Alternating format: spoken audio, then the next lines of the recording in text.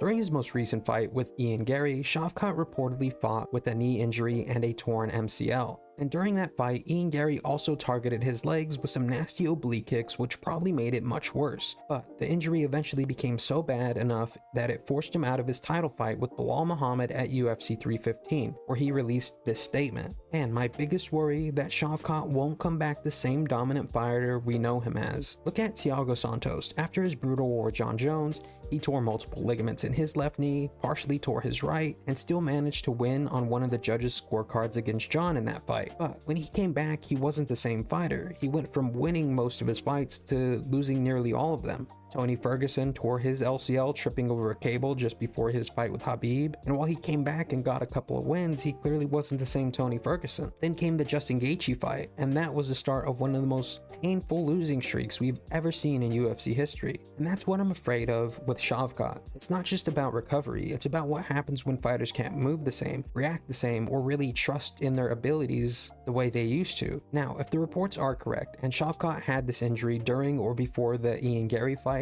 that might explain why he did not perform against Gary the way he did against his previous opponents, where he looked great. And this could turn into a Zabit-like situation where a dominant undefeated prospect's career is cut short due to medical issues. And when Shavkat does return, I could almost guarantee his opponents are going to target that knee. And how is Shavkat going to deal with leg kicks, pressure, and the uncertainty? And that's a shame, because Shavkat is one of the most promising prospects in the UFC. He's undefeated, 19 wins, 0 losses, 8 wins by knockout, 10 wins by submission, and 9 first-round finishes. He's a complete fighter, beautiful striking, strong grappling, and the ability to adapt mid-fight like few others, and his fights are entertaining. He gave us one of the most iconic rear naked chokes in the division not too long ago, and he was also one of the most talked about fighters in the welterweight division not too long ago. Now, with how active the division is, it feels like some fans have already forgotten about him. And at the time I'm making this video, there's still no official return date. He said that he still wants to fight for the title one day, but no details have been given. He just had an undisclosed surgery, so he could be out for a few months or even a year. John Anik also not too long ago said that Shavkat versus Belal Muhammad is going to happen in October,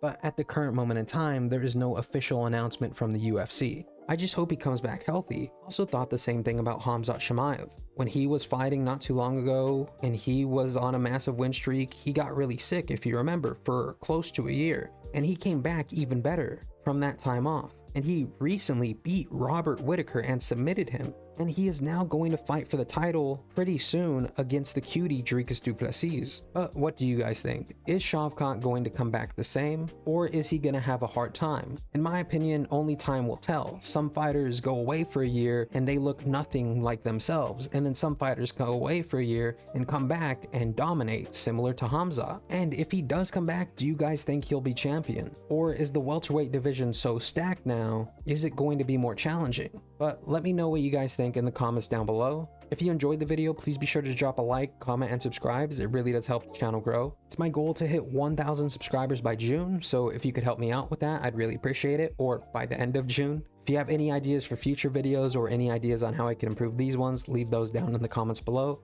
Anyways, that's all I got for you today. Hope you did enjoy it. Love you all, and I'll see you next time. Peace out and have a good one. Adios.